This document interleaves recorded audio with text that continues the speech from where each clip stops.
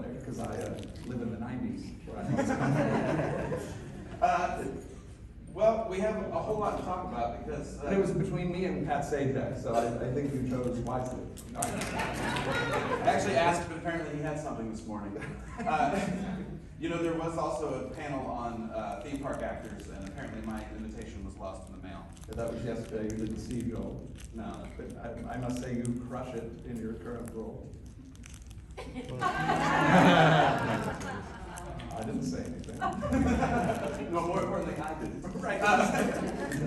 Now, so you have had quite an interesting, everywhere in the world journey through themed entertainment. Yes.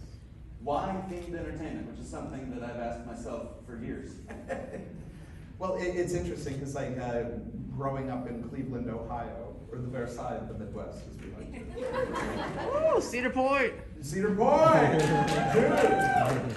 By the way, welcome to the Lost Bros stage. I have no idea what that means. I thought it was referring to us. I thought it was going to be a bunch of frat boys who didn't know where to go. You know, interesting, and then I swear we'll get to the content, but this is actually the stage where Richard Nixon did the I am not a crook speech. Yes. Really? What? Welcome to the Hall of Presidents. Welcome to the fall of presidents. And that's the kind of magic you can expect for the next 45 minutes.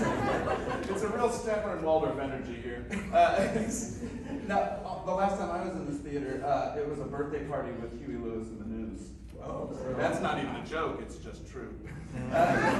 doesn't mean it's any less sad. It was a great birthday. So, please also explain the name of what our panel is today. Well, it's interesting, and we've, in the industry, I think we've thought a lot about this since the pandemic, but I have always personally believed that what we create, you know, because there's a lot of talk about, we create happiness, we create memories, and all that is true, but I think at the end of the day, ultimately what we try to create in themed entertainment is comfort, reassurance, and escape for people. Specifically during very difficult times. And I think that's something that is common to all of entertainment. If you think back to the Depression, for example, people flocked to the movies because it was a relatively inexpensive form of entertainment, and it allowed them to escape from the difficulties of everyday life. It brought comfort. And I think one of the things entertainment does in general is it somehow reassures people that everything is going to be okay. We're going to get through this. And then, you know, we saw the same thing during World War II. People flocked to the movies to try to escape, you know, a very harsh reality. And then ever since theme parks have been around, you know, since the mid-50s up through now, that is something that we have very tangibly provided to people, because it's not just a movie, it's a literal physical place that you can go to escape your everyday and find comfort, and just, especially in some of these parks that have now been around for decades. You know, Universal just celebrated 30 years, Walt Disney was about to celebrate 50, which means it'll have trouble going to the bathroom, it'll get up in the middle of the night. But you know, these are physical places that you can quite literally escape to, and some of the familiarity that you experience, whether it's a favorite attraction, a favorite character that you're meeting, it reassures you, it's comforting, and it's a tangible reminder that everything is going to be okay. And I think that's been the intent of entertainment from the beginning. And we're especially seeing it now during the pandemic, but there was one key difference. All of a sudden, the movies weren't there. Theme parks weren't there. You had entertainment in your home, but it was very isolating. And then once things started to open up a little bit, you saw just a resurgence, a flock back to the movies, back to our parks here, you know, thank goodness.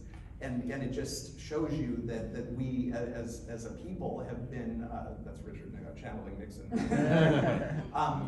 we're hungry for that, we need that. And you know, that's why I called the presentation what I did, because especially with what we're dealing with now, it's never been more true. And to answer your question 45 minutes later, thank you everybody, we're done. Ever since I was a little kid, I knew I wanted to be in entertainment in some capacity, and there was kind of the film and television dream, and then there was the, I didn't refer to it that way at the time, but the themed entertainment dream. You know, I wanted to make rides and make theme parks. And I've been fortunate in my career to be able to do that.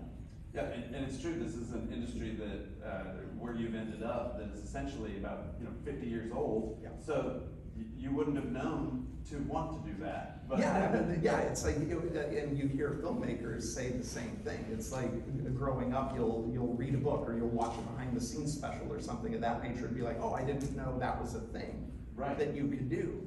And in my case, I wanted to make theme parks or theme park attractions, but I didn't think I could because I wasn't an artist, an engineer, or an architect. And in my mind, that was what it took. And I didn't realize till much later that you had to be all three. Yeah, exactly. So I went to college for 20 years. So speaking of going to college for 20 years, what was the beginning? What opened your door to Walt Disney World?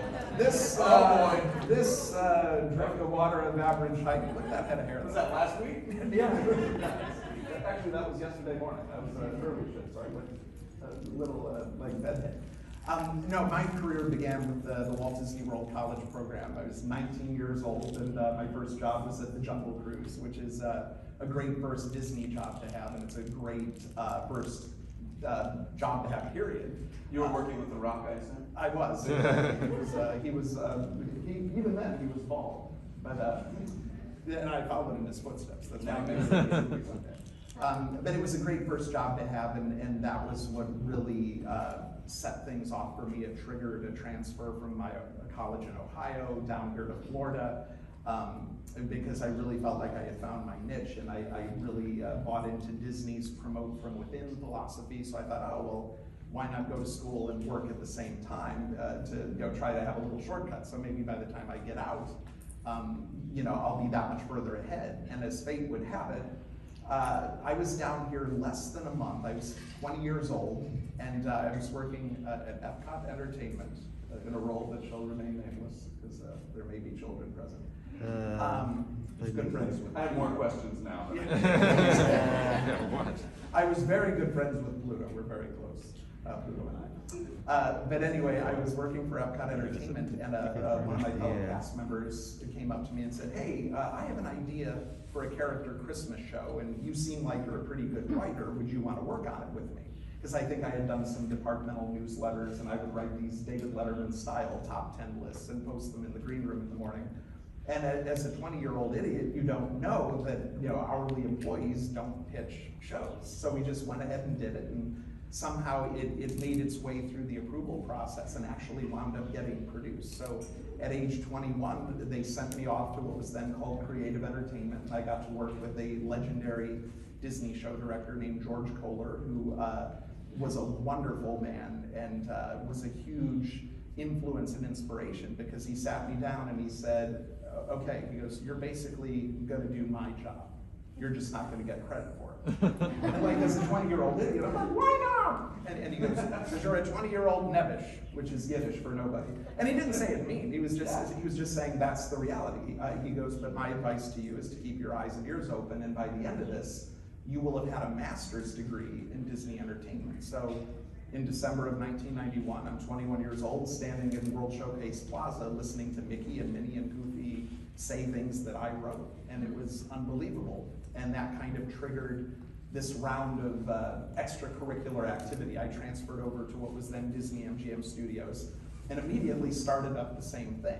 Like, oh, what if we did this? What if we did that? And one of them, this is a little embarrassing to admit now, but in 1992, Touchstone Pictures made a string of comedies.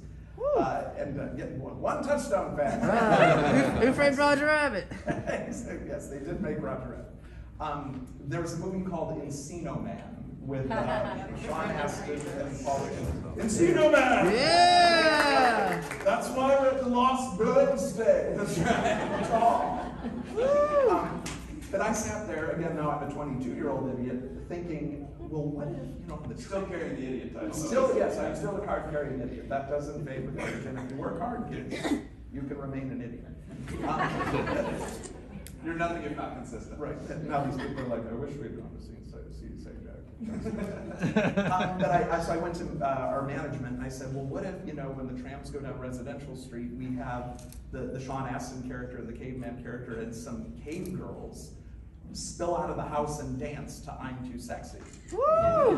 And they're like, all right. And they're like, well, Which is not a normal corporate response. no, it's not. Today I would be shown the door next to leave and I'd be canceled. And actually, anyone who bases a theme park experience on Encino Man should be canceled. Yeah. And it gets worse, as you're about to see.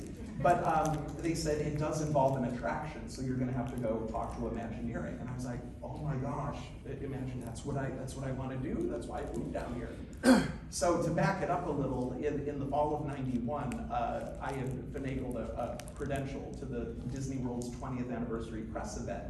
And I'll never forget, in front of Muppet Vision 3D, I saw Marty Sklar, who was, handpicked from Walt Disney out of college, out of UCLA, to come work for him, and he was the head of Imagineering. So I go up to him, and like a little kid, I'm like, oh, Mr. Sklar, my name's Jason, and I'm a writer, I work here, and I want to be an Imagineer. And he turns to me and he goes, I'll tell you what you need to do, kid. There's a guy that works here at the studio, his name is Mike West. He goes, you call him, you go in and talk to him, tell him I told you to come in and see him. So I did, and this is prior to the Encino Man incident. And I go in and I meet the person who would become my mentor for the next 30 years, Mike West, a legendary producer and creative director in themed entertainment at both Disney and Universal. And literally his first words to me were, the only reason you're sitting in that chair is because Marty called me up and said, I had to talk to this kid. And I'm like, well, I certainly feel welcome. So we had this kind of cursory, get out of my office, kind of conversation. But then 6 months later, this Encino Man thing comes up. They send me over to Imagineering. Who do you think is sitting behind the desk?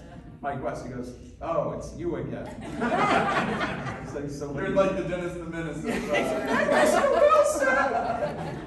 And he's literally like, what do you want to do to my tram tour? And I said, well, and I pitched him the idea. And right then, I learned one of the most valuable lessons about themed entertainment. He goes, okay, you have a cute little idea, but it's not a story. At Imagineering, we tell stories. At Disney, we tell stories. So in the process of 5 minutes, he pitched this notion of, we'll have sound effects that simulate an earthquake, which is what, brought the cavemen up out of the, I don't even know if that was the plot of the movie, but he basically came up with this whole notion in the span of 5 minutes that took my goofy little moment and turned it into an experience. And we did it, and the guests loved it. And then I'm like, okay, I'm getting warmed up here. So a couple of months later, this is the backlot tram tour. Oh, I know. Moment of silence, please. I see some black armbands everywhere. A couple months later, we had a movie come out called Sister Act. So this idiot, and we will Whoopi Goldberg from the Candlelight Procession. From the Candlelight Procession. She had very little eyebrow, Whoopi Goldberg. You're one to talk. When I met you, you had more hair too. It's true, it's all been moved to my eyebrows. You're glad you came, aren't you? It's very good cause, though. So I basically said, hey, we got Sister Act coming out, and there's a church at the end of Residential Street. What if we have a bunch of nuns come out and sing and dance to one of the songs from the movie? And Mike, who is a very staunch Catholic, reluctantly got behind the idea. And that's what led to this exercise in poor taste. This is what launched me, ladies and gentlemen. So if you'd like to blame anyone, it's Whoopi Goldberg and Brendan Fraser. So we did it, and again, this actually went over really well, except with the Orlando Sentinel. I found this in an old notebook. This is technically my first review. And you'll see at the bottom, the sisters perform daily in front of the Residential Street Church at Disney Mgm Studios theme park. In a word, ew. You got trolled in old school newspapers. It's yellow, it's newsprint. I actually cut that out with scissors. It also kind of forecast my relationship with Jimmy Fallon. Yeah. It was been a big part of my life from the beginning. So you're making quite a splash at this point, immediately, yeah. At Disney, but that sort of planted a seed for a career shift for you.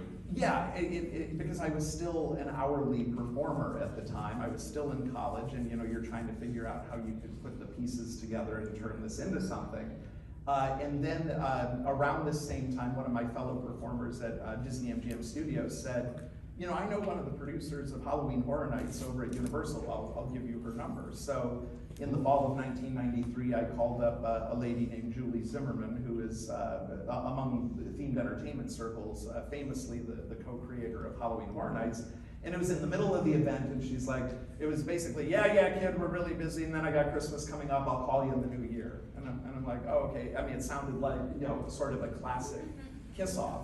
But then sure enough, in early 1994, I'm in my final semester at college, I get a call, and she's like, yeah, come on in and talk to me. And the point is, after 3 years, from 91 through the end of 93, I had enough of these sort of extracurricular ideas, because there were more, that on a resume, it actually looked like I knew what I was doing. So I went in and talked to her, and she looked at it, and at the time, Universal was, not even 4 years old. They were lean and mean, very young company, and they could afford to take a chance on somebody like me, because on paper, it looked like I knew what I was doing. So they Which is what it's all about. Exactly. It's all an illusion, folks. You can imagine your career as well. But at the time, they were in the process of putting together the plans for Halloween Horror Nights of that year. I selected this image because tickets are available. And, we're and it does benefit my 401k, and I have 2 very young children who may want to get copies. That's all I'm going to say about that. You see the dates. I'm sure there's a website. I think they got one this year. Yeah, they got one. Yeah. So I went in to meet with her, and she said, well, come up with some show ideas for live entertainment. Because I think the haunted houses were pretty well set. So I went home and I started just brainstorming, what would I want to see, what would be funny. And one of the things I landed on was I came up with a concept called The Price is Right, starring Beetlejuice. So it was basically a takeoff on The Price is Right, but with very macabre, kind of spins on the classic games, and Beetlejuice was the host. And I had a couple of other ideas that they liked as well. And so I go in and I pitch them. She goes, great, kid, we're doing it. And I'm just like, oh my gosh, because I'm still not out of college. And now it's like I'm getting paid to write. So this was a huge milestone for me. And then at the end of that meeting, she said, okay, great, kid, now let's see what you can do with Bill and Ted. And for me at the time, one Bill and Ted fan, thank you. Be excellent. Excellent! But this was a big deal because for those of you who may not know or have been to Halloween Horror Nights, one of the mainstays for many, many years was Bill and Ted's Excellent Halloween Adventure. The show premiered in '92, and this was '94, and they'd done the same show 2 years in a row. So I was essentially writing the sequel to that.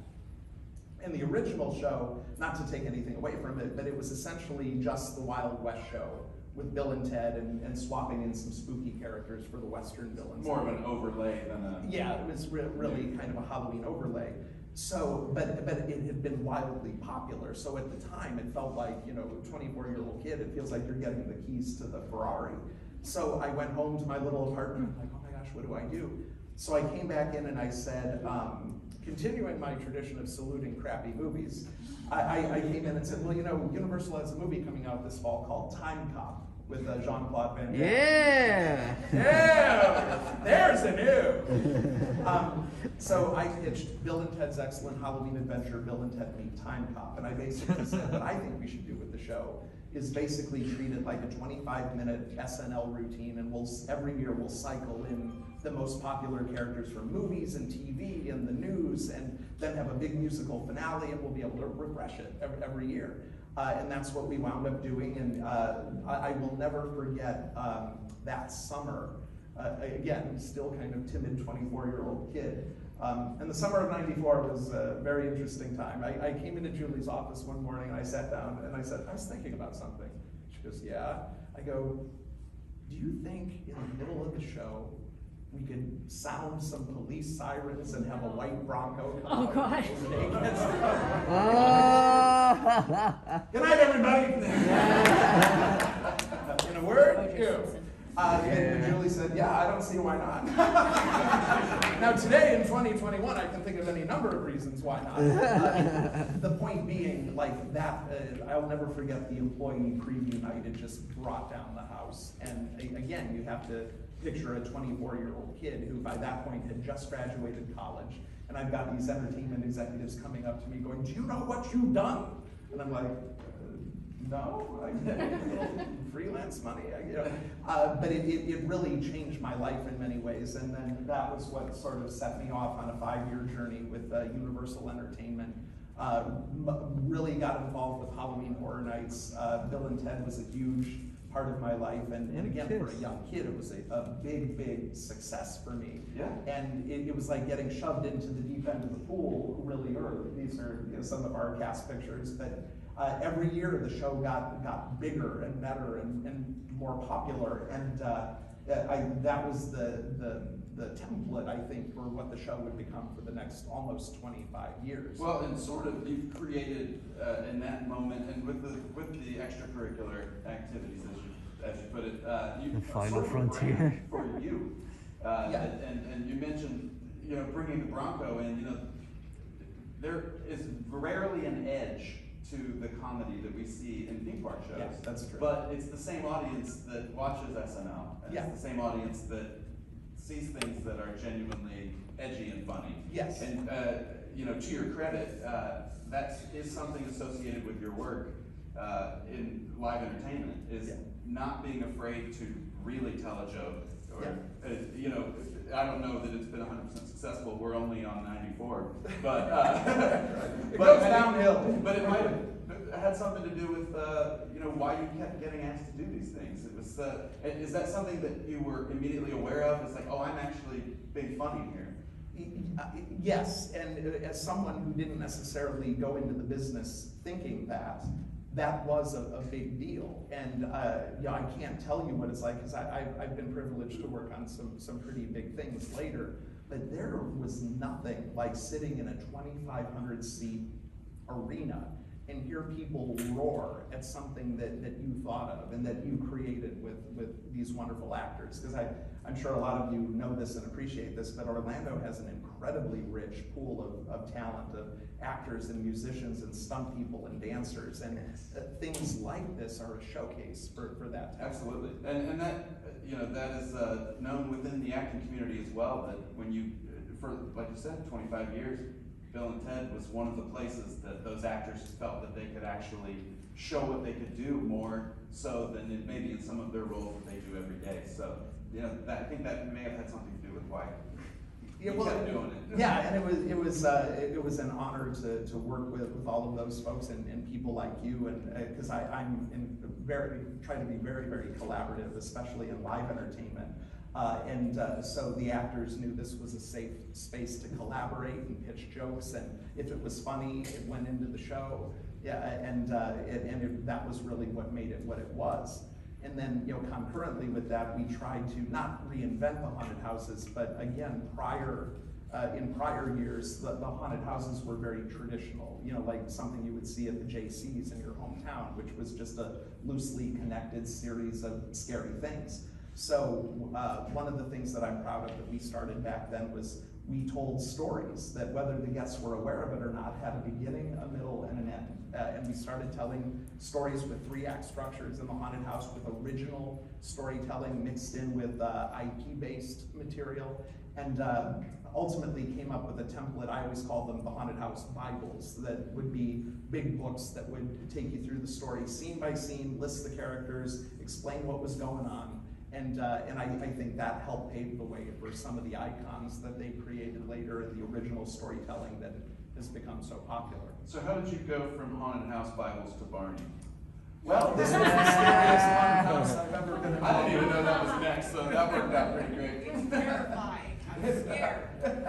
Maybe the scariest character you've worked with. You know what, though? He loves you. So think about that next next time you want to get saucy. About the barn? About the barn. I will say this though, again, that this was a project from what was then called Planning and Development. It's now known as Universal Creative, but back in the 90s it had the very sexy name of Planning and Development. So they had made a deal with the creator of Barney to feature him in the park, because they were really looking for things to appeal to a younger segment of the audience. And they asked me to write it because I was the only one nearby and on property. You make it sound like everybody was out of the office. Every day you got one of these. Right, it's like, I'm here, I'll do it. But it was funny because at the time, as a 24, 25-year-old kid, you're like, oh my God, Barney. And it's like, I remember one day my first wife, and this is probably why, came home and literally saw me sitting Indian style in front of the TV singing along with "We're on our way, we're on our way." But like the valuable lesson I learned that applies to all of themed entertainment when you're adapting something is you've got to immerse yourself in it and really find the essence of whatever that thing is. And I actually came to have a very deep respect for what the Lions Group and Surrell Leach did with Barney. And so it was really a formative experience for me, and it only just closed last year, so it had like a 25-year run, and as somebody who had kids later in life, I got to take my son Jake and my daughter Zoe, they're 7 and 3, to this show before it closed. And you want to talk about a mind blower, just sitting in a theater where one moment I'm having flashbacks to when I wrote a particular line or thought of dropping in a particular song, and then looking down at my own kids, completely captivated by it, singing and dancing along, and it was really an incredible experience. Yeah, especially because you were a kid when you wrote it. Yeah, Essentially. You didn't even know. that had to have been sort of fulfilling on a different level of being, oh, that means maybe all of the kids who saw this for 25 years. Yeah, absolutely. And people have come up to me and said that. Like, it was a part of their childhood. And I'll never forget the first pitch we had with the Barney people, and Surrell Leach on the conference call said, oh, this Jason guy, this writer you have, it's like, he captured all the voices. It's almost like he works for us. And again, as a cool Bill and Ted 25-year-old, I'm kind of like, thank you. But it was a valuable lesson because we do largely, especially today, work in a business of adaptation where we bring these things to life. And then it was experiences like that that led to Islands of Adventure, which was in development at the time. Right, and not only that, but it also involved sort of a branch just not from live entertainment exclusively, but getting into more rides and yeah, absolutely. How was that transition? I'm assuming someone went, we need someone, and you were the only one around if we're having consistency, but how did that happen? It was a lot like that. I figured. Because as you win a raffle? You have really good at bingo, kids, because that's how you can have a career. I had been working on developing the live entertainment program for Islands of Adventure when when the main writer for the whole project said, well, have you ever thought about working on rides? And I was kind of like, are you kidding? That's why I got into this. I fell into the entertainment thing, but I've always wanted to do rides. And he goes, okay, well now you're the show writer for Jurassic Park. For Islands of Adventure, and it's like, just the back of my skull blew out. Because again, it is like stumbling into these things. And so I got to write the script for the River Adventure. It was an adaptation of the one in California, but I still got to contribute to a new and a more fully realized story, and I got to write a whole new pre-show video that treated Jurassic Park like it's a real theme park. I even slipped in a Disney joke. The narrator at one point says, but in the words of our founder, John Hammond, I only hope that we never lose sight of one thing, that it was all started by a mosquito. A couple weeks ago with my kid, Jake wrote it for the first time, and it's still in there, and I'm like, yes! 1998! Holds up. So, if you're handed, the keys. I wrote that splash. You wrote that splash. You make weather happen. Exactly. I said at the end there should be a big splash. Well, what's the pressure like, just on a human level? I mean, we're talking career, but I'm just thinking, how would I react to getting this order? Like, oh, here's Jurassic Park, you're the writer of it, don't screw it up. It's almost an out-of-body experience, because if you grow up with this stuff, and I grew up with Disney and Lucas and Spielberg, and now you're being handed something that you know one of those people is going to see and approve, and it is. You take it seriously, and it's a big thing. And Jurassic was huge for me because it was that ticket experience that kind of pushed me over the edge and made me qualified to come back to Disney as an Imagineer, which is what wound up happening. There was a job opening for a writer, and I applied for it. So I go in for the interview, and who's sitting behind the desk? Mike West. And he looks at me and goes, "You again." And then he looks down at my resume, and I forgot that he had said this to me earlier. He goes, "I'll be damned." He goes, "5 years ago, I told you you need to go out and get more experience, and that's exactly what you've done." And he's like, "Welcome home." So that was how I got a job as a show writer at Imagineering, almost 5 years to the month, after I had left to go work for Universal. It actually makes sense. It's so fun. Accidentally. Now that you've done all this, it's like, yeah, okay, these steps make sense. But so you become an Imagineer after all these years, and I've done some work with you in that capacity as well. But like for this room, you imagine that they say, okay, and then they open a secret door and there are just like things bubbling and people inventing stuff. And what is it like to become an Imagineer? It's interesting because it's everything you want it to be and nothing like you thought it would be all at the same time. Because you go in and it's like, and it's just like Universal. It's an office with computers, and it's like there are no robes. You don't put on the hat or anything like. So and I got shoved into the deep end early. On my first day of work, they're like, "Okay, we need this. Go do it." And I'm like, "Don't we have training? Or shouldn't I be in a swamp with a little green guy on my back?"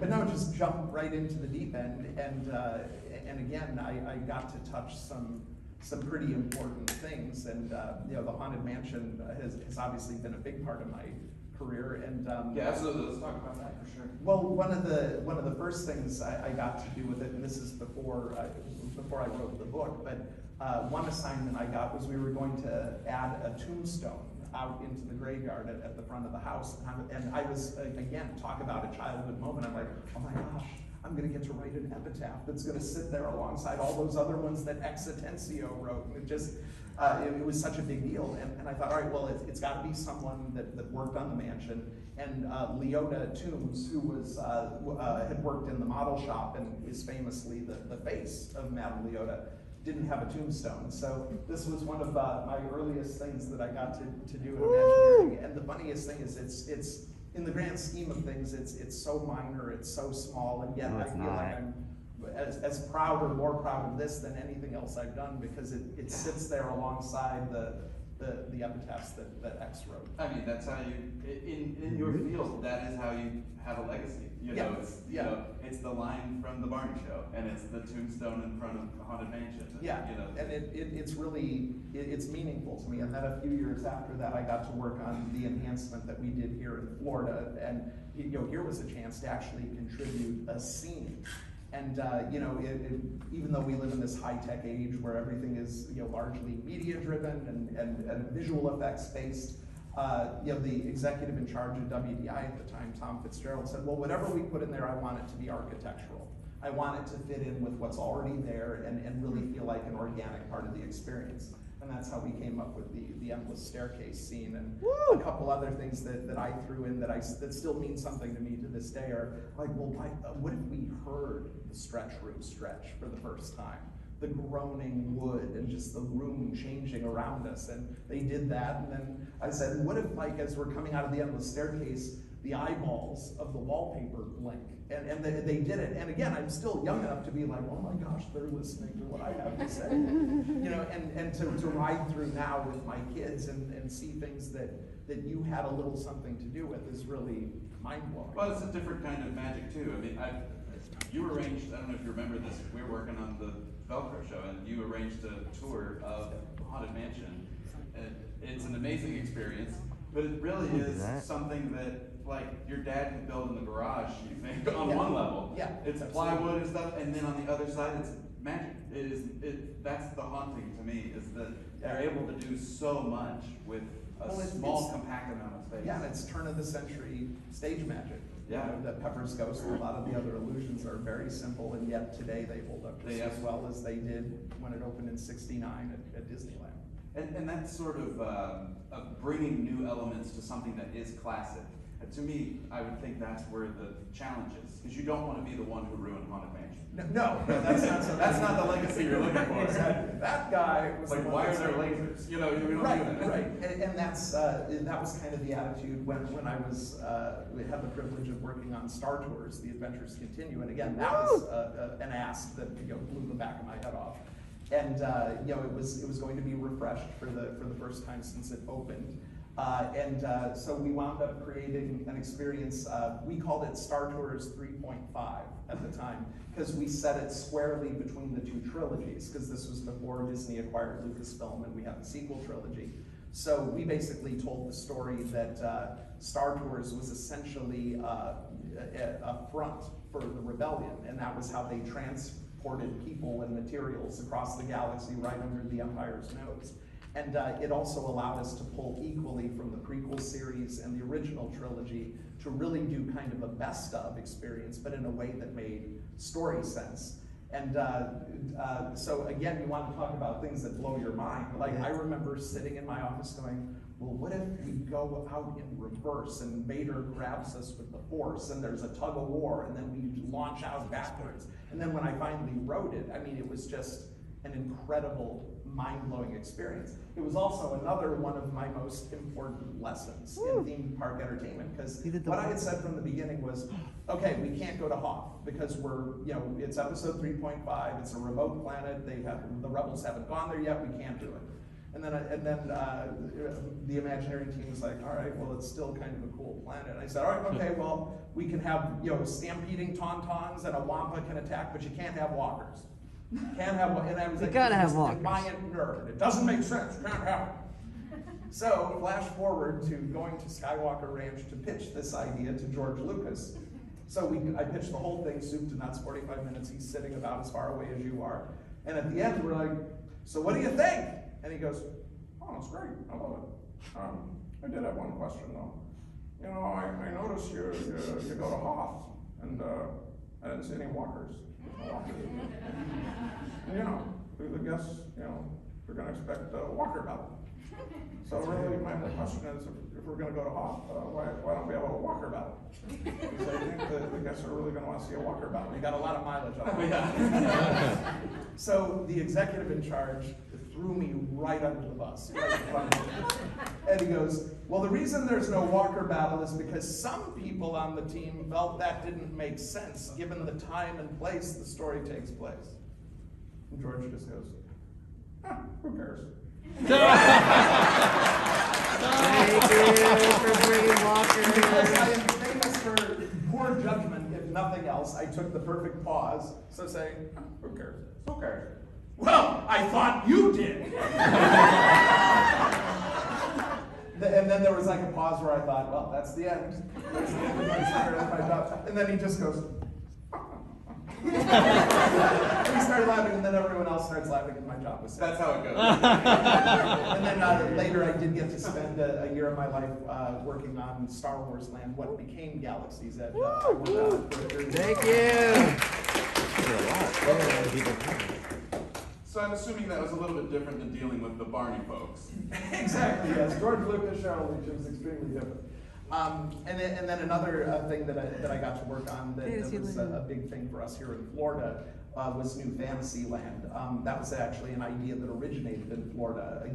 Our team here fought hard to get opportunities to really contribute to the design process. So one year we got some extra development money, and the headquarters out in Glendale said, okay, come up with an e-ticket for Magic Kingdom, look at Adventureland and Fantasyland. And so we were coming up with all these ideas, and then one night I went home and I'm thinking, well, what if instead of focusing on one blockbuster ride, we just took a different approach to Fantasyland? Because here in Florida, we have the original sort of medieval tournament tents that the attractions are in, and it didn't have as much of a sense of place as the Fantasyland at Disneyland, where you have the very specific facades like Snow White's castle and Big Ben and Toad Hall. So I came in and said, well, what if we built like a new neighborhood that's more of an enchanted forest, where we encounter the characters and stories in the places that we would expect to see them. And I just pulled the original treatment from 2005 out the other day, and in that treatment there was the Seven Dwarfs Mine Train and this new approach to character meet and greets that would ultimately manifest itself as Enchanted Tales with Belle. In my original treatment, I called for a Briar Rose Cottage. So you would go into this Ivan Earl style forest, and you would go through the cottage, and special effects would depict flora, fauna, and Merryweather kind of washing the dishes and stuff. And then you would meet Aurora out back with like live animals and stuff. But it was that kind of thinking that really spurred this new approach to entertainment. Oh, I see what we're going to talk about next. Yeah. But before we go to the sea, you mentioned story, and it's something that, you know, obviously you heard in the office when bringing up Encino Man, but why is that something that you not only applied on that project, took with you to Universal, sort of helped create that culture of creative development there, and then came back to Disney with? Why is that something that, even though it was someone else's, you know, suggestion to you, why has that become such an important part of the way you do things? I think it goes back to that original Encino Man thing and Mike West saying everything starts and ends with a story. We're getting short on time, so I'm going to go a lot faster. I named the dream and the fantasy. You're welcome. Got Tony Baxter into Big Thunder Mountain Railroad as Barnabas T. Bullion. You're welcome. Worked on Star Wars Weekends, Millionaire Idol. You're welcome. That's me and Ryan Seacrest. Bring it back! Raiders of the Lost Jedi Temple of Doom, starring this fellow. Woo! George What? I Lucas want to saw see that. that. That's right. Yeah, very nice things to say about you. There's a lot. And then got to write and direct Is there Star Wars Johnny Weekend? Depp for The Legend of Captain Jack Sparrow. So that was quite the experience. And I wrote some books. Yeah, you wrote some books. Met some of What? them. You got to be Loki? I'm the one in the white shirt. So I want to talk about Universal Creative. Do it. Yeah, following my You work. went back. Yeah, exactly. Following my work on Star Wars, I was offered the opportunity to come over to Universal Do you Creative actually do as a it? creative director, and for me, that was sort of the ultimate goal. Well, it looks like those Avengers to be the movie. creative lead on a project, and they said we would love You to, gotta talk to them. give you that opportunity, because at Disney I had done a little bit of creative directing, but was primarily a writer. So I went over to Universal, and my first project was Race Through New York, starring Jimmy Fallon. It was funny because like the first phone call I got, I'm thinking, oh my gosh, what are they going to say? Harry Potter, King Kong, Jurassic Park. They're like, Jimmy Fallon. And I'm like, what about him? Well, he's going to get his own ride, and we need you to figure it out. And I said, I have just made a very big mistake. But it's interesting because I went back to, believe it or not, some of those early lessons with Barney and even Encino Man, and thought, okay, well, what would make for a great ride? And we found the answer in The Tonight Show, because this may be hard to believe, but it's very difficult to make a late night talk show into a thrill run. But That's easy to believe, actually. But one thing I learned from Tony Baxter, who we're going to be talking to later today, he said, whatever it is you're working on, try to consider what it is you would want and expect to see in an experience that's based on that thing. So I came in after a difficult, stressful weekend saying, okay, it's based on the games and the races that he does with all of his celebrity pals, only this time he's racing the entire audience, and it's through New York, in the streets, in the sky, in the water. And it's fun. And it's funny, and that was ultimately how we did it. And this is where I was just about to kiss him. But this was an amazing experience because Jimmy is truly what you see is what you get. The guy on TV is the guy that he is in real life, and he's incredibly passionate and could not have been more thrilled to have his own ride. And it was that experience, literally within the year of going to Universal, they said, okay, we need your help on our Beijing park. And I'm like, okay, great, which attraction? No, the park. And I'm like, what do you mean? We need you to go creative direct the park. And again, the back of my head blew off, because it's like that's an opportunity that comes along maybe once in a career. That's what you said you wanted to do when you were a kid. Exactly. And you didn't know what it meant. I mean, that's like a full circle moment, really. Exactly. So the park is actually soft open now, and it opens officially at the end of the month. And this has been one of the single most creatively fulfilling experiences of my life. And as far as some of the stuff that people can see, it's soft open, so nothing's a secret. yeah, this is all, As far as lands, what can we expect? Well, you can go to Jurassic World for the first time. We obviously made the shift from Jurassic Park to Jurassic World. Down in the lower left-hand corner, that's Transformers Metro Base, which is set in the world of Transformers, and it's incredibly exciting. Kung Fu Panda brings the lush animated world of Kung Fu Panda to life, and it's all inside, so there's lighting control, and it's just an incredibly magical environment. And indoor land in itself is pretty. Yeah, absolutely. The whole land is inside. And then we have the first Minion land, along with Hollywood and, of course, the Wizarding World of Harry Potter. But this was exciting because for someone who doesn't have a visual background, this was the first opportunity I had really had to establish a new visual aesthetic for something. Because the world you experience isn't the world of the Michael Bay films, it isn't the world of the Toy Story cartoons, it's kind of a mashup of all of those things to create a new visual language for the Transformers. And in terms of backstory, what you discover when you go through the land is that the entire land itself is a giant transformer. And we worked with Hasbro, and they kind of figured out if the elements of the land kind of folded up together, the being that you could create. And we made it a direct sequel to one of the films in which China is actually the scene of a giant war between the Autobots and the Decepticons. And this base was established after that to kind of protect the region. So again, partnering with Hasbro to extend that storytelling was incredible. And then I got to do a round ride called Bumblebee Boogie, which is basically just a spinning ride with Bumblebee as a DJ. But again, talk about a career capping moment. I had to fight for this. And I was in a meeting once in a project management type, or for when you're creative, that's the enemy. She was sitting there, she goes, I don't get it. I don't like bumblebees. She goes, I don't like bumblebees. And I go, does she mean the insect? Oh, jeez. She thought this was a bee movie land. Exactly. And she goes, I just don't like bumblebees. And finally I go, I don't care. This is what we're doing. And then literally a week later, we did a review, and this is a direct quote from Mr. Steven Spielberg. Whoever decided to make Bumblebee a DJ is a genius.